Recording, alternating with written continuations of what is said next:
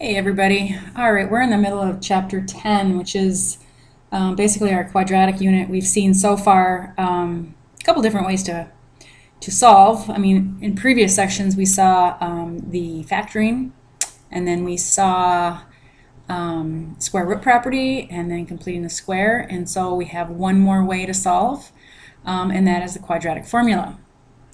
Now, you're going to probably wonder why there's so many different ways. And it just depends on the type of problem that you have. That would be the easiest way. Now, the quadratic formula will work on anything and everything, where the square root property has to be set up just so in order for it to work, and factoring as well has to be the right kind of numbers for it to work. But the quadratic formula is kind of like a catch-all. Okay, so it works for everything and anything. Okay, I know you've seen this before. All right, so the quadratic formula only works if it is in standard, if your quadratic is in standard form. You've got your x squared, your x, your no x, and it's got to be equal to 0. Okay? Then we have x is equal to minus b plus or minus the square root of b squared minus 4ac all over 2a. Okay? So here's your a, like up in the number 1 there, it's a 4. B would be a -6 and C would be a -2. So you're just plunking those into the formula, which is the easy part. And then obviously the hard part is always the simplification. You know, we've got a radical in there.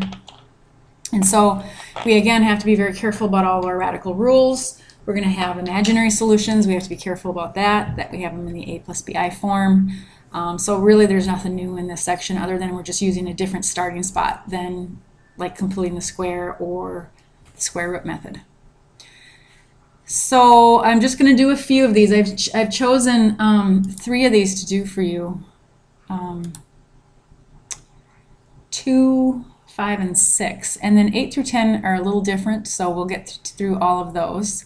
But once you do a couple of these, you know, they're all done the same. So let's start. Okay, first of all, I have to make sure that this is in this form right here, the standard form, and it's not. It's not set to 0. So I'm going to subtract my 1 across. And, you know, everything else is the same except I'm just going to subtract that across. Now it's the same form. Okay?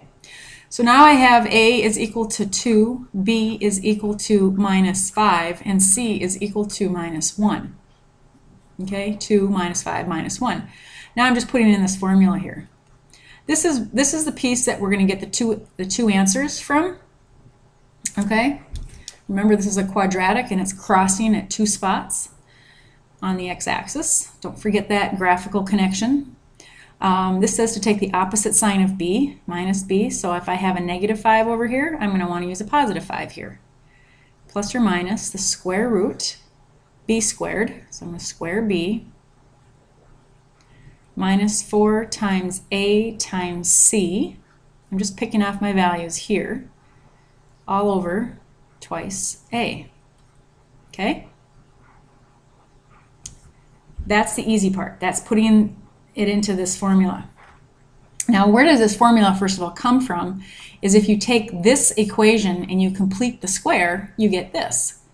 Okay, so really these are the same equation. All right, it just we've just isolated x is all we've done here. And most people don't want to see that, but if you ever do want to see that, I can do that for you. Complete the square on that. So now we're going to take this, that's 25. I'm just going to do it piece by piece. Minus, and 4 times 2 is 8, times -1 is -8. And then we have 4 underneath there. I'm going to go a little crooked here. 5 plus or minus the square root of 25 plus 8, right? Because subtracting a negative is like adding, over 4. And we have 5 plus or minus the square root of, what is that, 33 over 4. All right. Now, what do we want to say about the final form? Well, we've got a radical there, so are you going to check to make sure that the radicand doesn't have a perfect square underneath there? Yeah, we sure are, and it doesn't. 33, the only factors of 33 are 3 and 11, and those aren't perfect. We're going to make sure that the outside pieces can't be reduced, so like a 5/4 and a 1/4 can't be reduced. So I'm thinking that we're done, okay? Now my math lab doesn't like that plus minus thing, so we've got to do them twice. So I'll do one of these for you. Where's my, okay, so my fraction key is here. What are, all of a sudden, why are these in there? That's kind of weird. Okay, never mind. 5 plus, and then I've got radical 33 over 4. And then we want a comma. And then we want another one with the negative radical right there. So 5 minus square root of 33 over 4. Okay, excellent. How do I check my answers? Well, I've got a bunch of different ways, right? And I'm not going to do it because I know I've showed you this many, many times. I can throw these into the original equation and see if they equal 1. That's going to be difficult because this is a mess, right? But it is valid. I mean, if you like doing it that way, you can always do that way. Or we can use the calculator and we can throw in this equation right here, the one that's got the -1, okay? We can graph it and we can calculate out our zeros. Now we're going to need the decimal equivalencies on these, right? And then we're going to calculate it out. Now if you don't remember how to do that, go back to either 10.1 or 10.2. I think I did it in both of those. Okay, so I'm not going to check any of these answers because I know we know how to do that. Okay? So for a test situation, that's what you would want to do. You'd want to have one of those options. All right. So let's take a look at, same thing, right? A, B, C. You want to subtract your 6y across, so your y squared minus 6y plus 6. It's got to be in descending order, so your b is a -6. Your c is a +6. Just be careful on those. Again, you're going to want to rearrange this, set it to 0, so we're going to add an 8x across and subtract a 3 across and then proceed from there. So there's nothing different in those. It's all about, simplifying the radical, really. And that's chapter 9, so. All right, and I've chosen this one just because we've got fractions. Now you can go ahead and use fractions in the quadratic formula if you like. That's not a problem. Okay, so the first thing I'm going to do is I'm going to subtract that 1 across so that I have this thing set to 0. -1 is equal to 0. Okay? So if you want to say that A is a quarter and B is a half, -1/2, excuse me, and C is -1, that's fine. I'm going to choose not to work with fractions. So I'm going to multiply through by the LCD and wipe them out. My LCD between a 4 and a 2 is a 2. 4, I say 2 and then I write 4. It's a 4.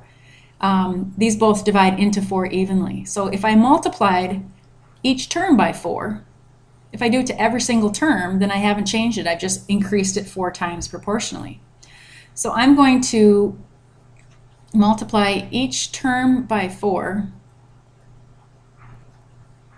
and see what I get. All right, 4 divided by 4 is 1, so all I have left is an x squared there. And 4 divided by 2 should be a -2x, right? I have a negative here, so that's what that is. Here I have a -1, so that becomes a -4. And 0 times 4 is 0. I'd rather work with this than that, personally. Okay, and then you proceed from there.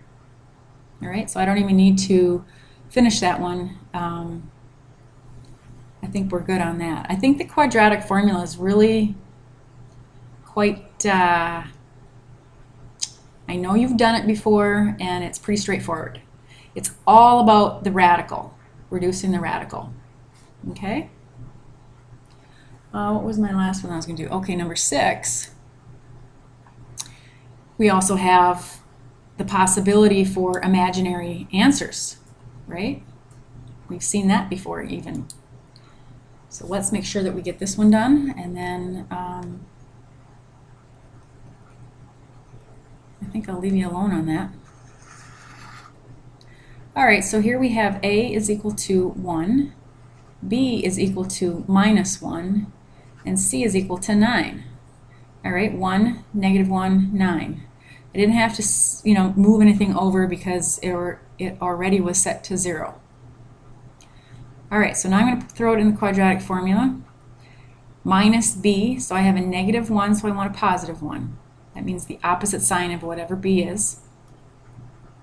Plus or minus the square root of B squared minus 4 times A times C all over twice A. Okay, that's a 9. That looks like a 4 to me, but that's a 9. I'll probably forget. 1 plus or minus, -1 squared is 1, right? Minus 4 times 1 times 9 is 36, all over 2, 2 times 1. Got a little carried away with my radical sign there. 1 plus or minus the square root of -35 over 2. Okay, do you see how my answers are imaginary? It's because I have a negative radical in there. Now if I would graph this thing, I wouldn't see it crossing. I'm either not going to see it at all, or I'm going to see it hanging up in the air. Yeah, it's way up there. So it doesn't cross the x-axis. So that proves that there's those solutions, but they're imaginary or they're complex. I like to use the word complex a little bit more. Okay, so remember we have to get this into the A plus BI form. All right? Okay, so what are we going to do? We're going to, first of all, take the negative out. That's the I on the outside of that, right? That's the -1. Like if I split this into -1 and 35, then this is I roots of 35. Okay? Over 2. And then I'm going to split it. Each piece gets divided by 2. I root 35 over 2. Okay?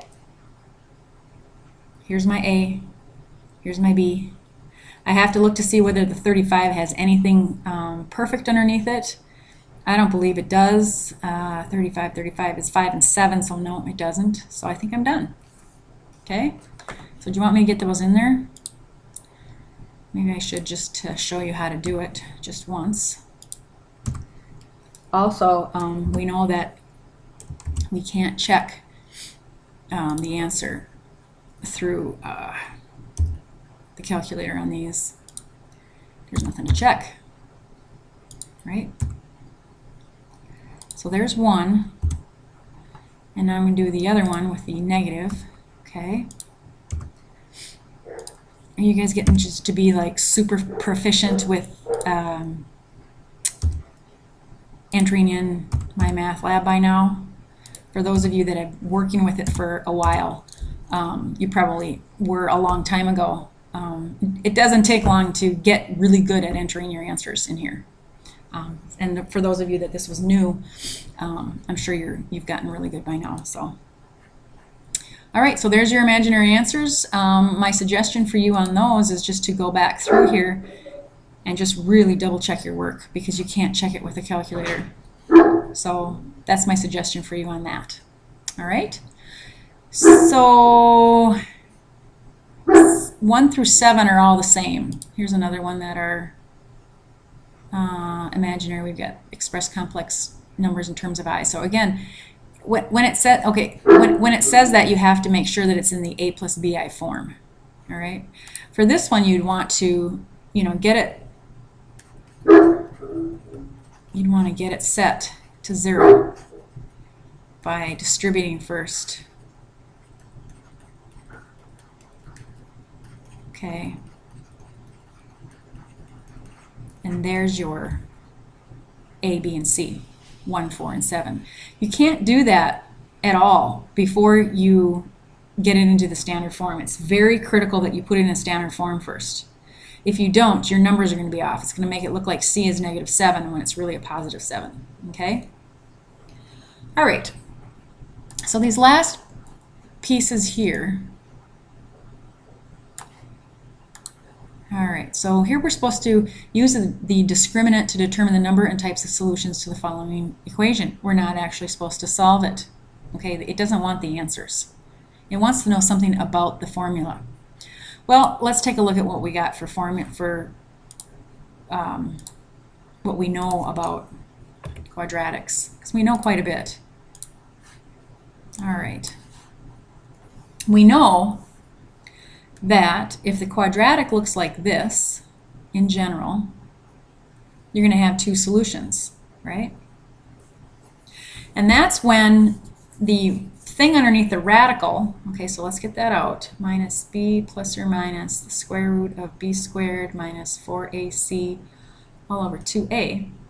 When this thing comes out to be a positive number, whatever it is, okay, you're going to get two answers because of this plus minus. So let's say the answer or the thing underneath here was a 4. Well, then you've got plus or minus 2. Or if it's a 33, then you've got the square root of 33. The thing is when the discriminant, when b squared minus 4ac is positive, we get two solutions every single time. Okay? This piece right here, without the radical sign, is called the discriminant. So this discriminant tells us something about how many and what kind of solutions I get. I get two solutions and they're both real, right? This is like -2 and 2, all right? That's one scenario. Another scenario is if my quadratic looks like this and it touches in just one spot, okay? That's when my b squared minus 4ac, or my discriminant, is equal to 0. Then I get one solution, and it's also real. Okay? If this is 0, the square root of 0 is 0, and if I add or subtract 0, it's not affecting it. So actually, my solution is this, because this whole piece right here is gone, right? So this yields one equation. I've lost my plus minus. And the last solution, which is like I have on the calculator up there, is if it's hanging in the air. Okay? And that's when my b squared minus 4ac is less than 0. That's when this becomes a negative anything. Okay? Then I get, again, two solutions. Okay? But they're both complex or imaginary. Okay? So for these types of problems, they don't want the solutions. They want to know how many and what kind do we get. That's what it wants. Okay? So we're going to be analyzing just the b squared minus 4ac part. So let's take a look at this first one here. We've got 16x squared minus 40x plus 25 is equal to 0. So in order to find out how many solutions I have, I'm going to first of all label what I have for A,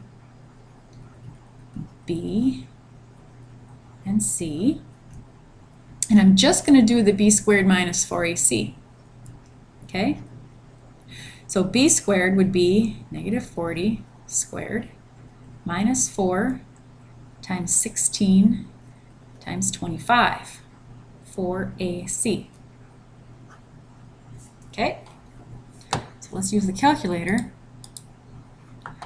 to do that for us, because I don't want to do that in my head. I don't know what you guys can, if you want.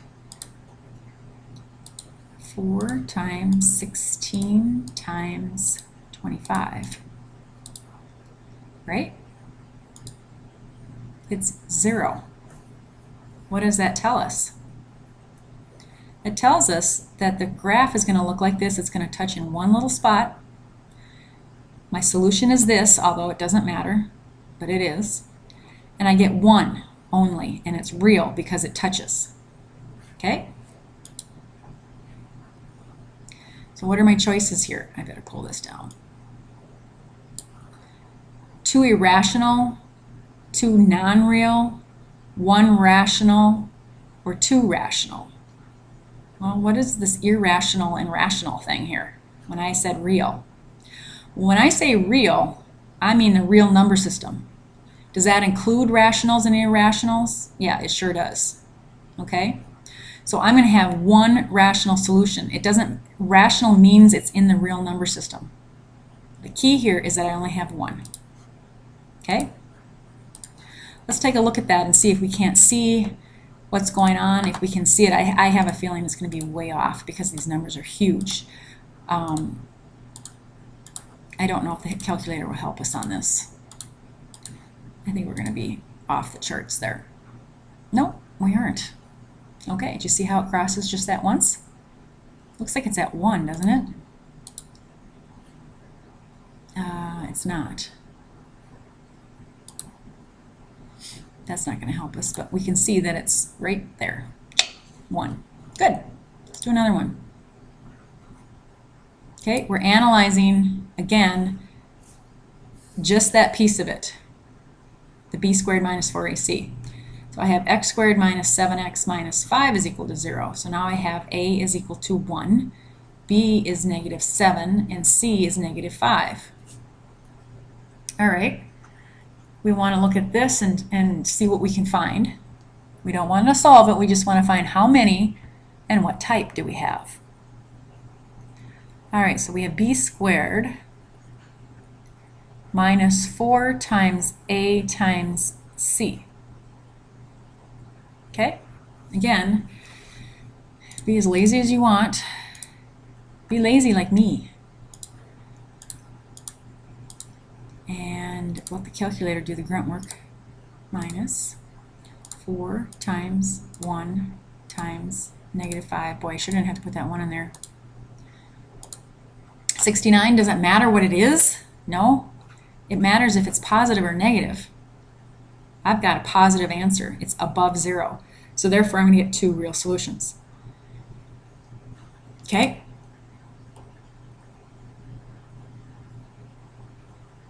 The equation has 2 rational, 2 irrational, 2 non-real, or 1 rational.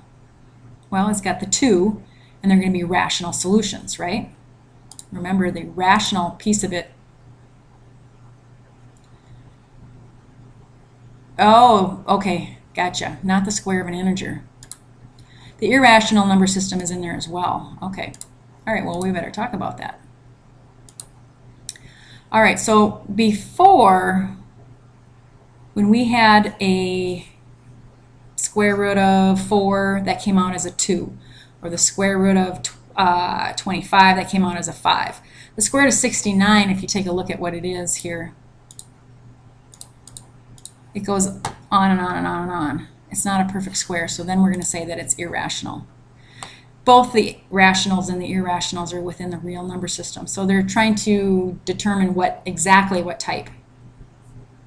So did you see that? Oh shoot, I wish I could have gone back to the, here, I want to see that, I want to see that box again. Okay. If the discriminant is positive in the square of an integer, then it's got the 2 rational. If it's positive but not the square of an integer, then it's irrational. If it's 0, it's got 1 rational, and negative is 2 non-real. So this is a great little chart to have. I like that chart. So if you want, you can pause the video and write that down. Okay? And it tells you what the discriminant is up there as well. That's a nice part about doing this in video forms. You can stop it. Yeah, whatever. Okay, and you're going to do it again. All right, so should we do one more? This time we have to set it to 0 before we can do anything. We're going to subtract our 11x across, and we're going to subtract the 2 across. So then we can determine that a is 6, and b is negative 11, and c is negative 2. So now our b squared minus 4ac is what? Well, we're going to square b minus 4 times a times c. Okay? Lazy, lazy, lazy. Minus 4 times 6 times negative 2. 169. So what does that tell us? Well, it's a perfect square, right? 13 times 13 is 169, so there's 2 rational. 2 rationals. Nice work. And that's it. That is it. That's all about quadratics with the quadratic formula. The last piece of this puzzle will be 10 point, what is it that I'm doing, 10.6 I believe. That will be all about the graphical connection. We're going to just look at more of the graph stuff in there, and then we'll be done with chapter 10. That's all I really feel is necessary. And then we'll move on to chapter 11, which is your exponential logarithmic chapter, which is a nice introduction to logs and inverses and things like that for college algebra. So, all right, I'll see you on the next section.